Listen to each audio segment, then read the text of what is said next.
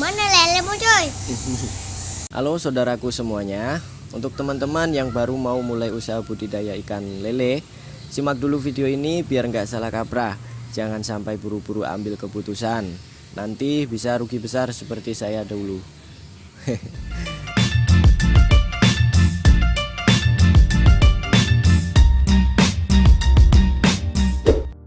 Untuk memulai usaha lele yang baik dan benar, pertama yang harus dilakukan adalah perbaiki mindset kita terlebih dahulu.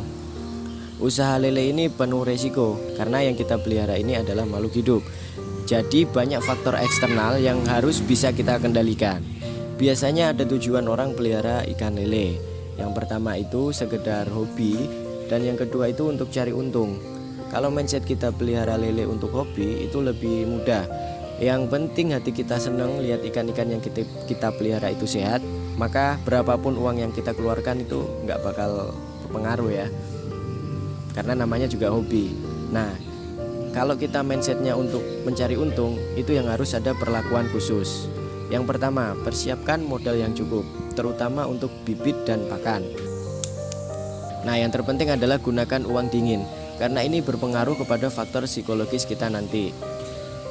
Artinya gunakan uang dingin itu apa ya? Jadi maksudnya teman-teman itu kalau buka usaha ikan lele ini, gunakan uang yang benar-benar sampean sisihkan, yang teman-teman sisihkan untuk usaha. Jangan pakai uang yang dipakai untuk belanja sehari-hari. Nah, itu nanti bisa berabe, apalagi kalau kita nanti di tengah jalan gagal. Nah kan, bayangin aja. Karena ini tidak mudah. Nih, cerita masalah rugi sekitar 10 tahun yang lalu. Saya dengan penuh keyakinan menggebu-gebu, saya nekat pelihara ikan lele. Hanya bermodalkan waktu itu kurang lebih sekitar 400 ribuan. Hasilnya alhamdulillah rugi. Dari situlah saya belajar penyebab saya gagal itu karena apa. Dulu mindset saya beli bibit, kasih makan, pasti bisa panen. Nah ternyata itu salah. Saya nggak ngitung kebutuhan pakannya berapa, manajemen pengelolaan airnya itu bagaimana. Itu saya nol, sama sekali nggak ngerti. Lebih parahnya saya itu hanya menggunakan satu kolam. Nah itu jangan sampai terjadi sama kalian ya. Yang kedua, Cari literasi yang cocok agar kita tidak terjebak dalam impian-impian yang fana. Untungnya seginilah, bisa jadi miliarder lah.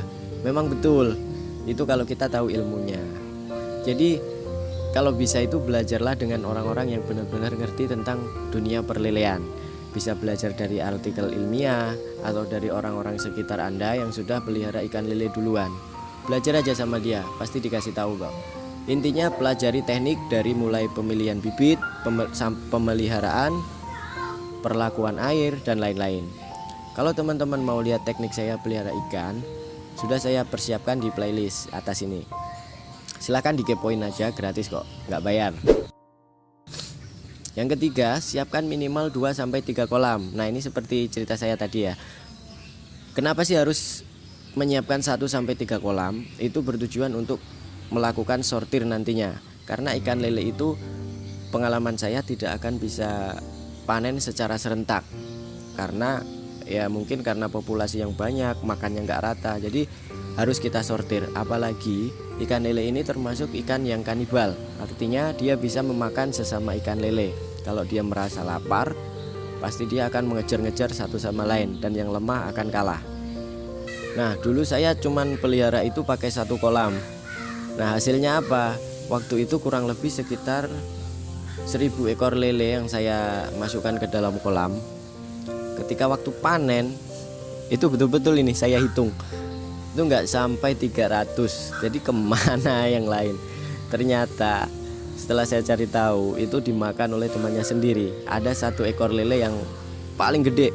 Nah mungkin itu pelaku utama.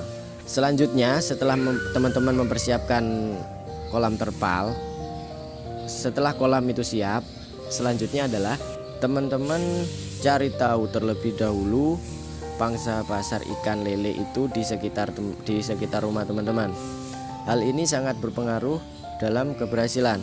Bayangin nih teman-teman pelihara ikan lele, sudah waktunya panen, tapi tiba-tiba teman-teman nggak bisa jual. Mau jual sendiri susah, ketengkulak alasannya banjir ikan, pokoknya pusing lah. Jangan sampai seperti itu. Jika di sekitar kita itu peminat ikan lele itu sedikit, maka jangan dipaksa untuk pelihara ikan lele. Ganti usaha lain atau ganti pelihara ikan yang lain yang lebih diminati. Nah, gitu ya. Kecuali teman-teman sudah pede dan merasa bisa menciptakan pasar sendiri, itu nggak masalah. Lanjut aja pelihara lele. Oke, intinya saya mau sampaikan keputusan itu ada di teman-teman. Tetap mau lanjut usaha budidaya ikan lele atau usaha yang lain. Itu pilihannya ada di teman-teman. Jika yang saya sampaikan kurang berkenan di hati, mohon maaf sebesar-besarnya. Ambil positifnya, buang negatifnya. Saya Heri Setiawan, mudah-mudahan bermanfaat. Kembali ke studio. Salam petani lele Indonesia. Dadah.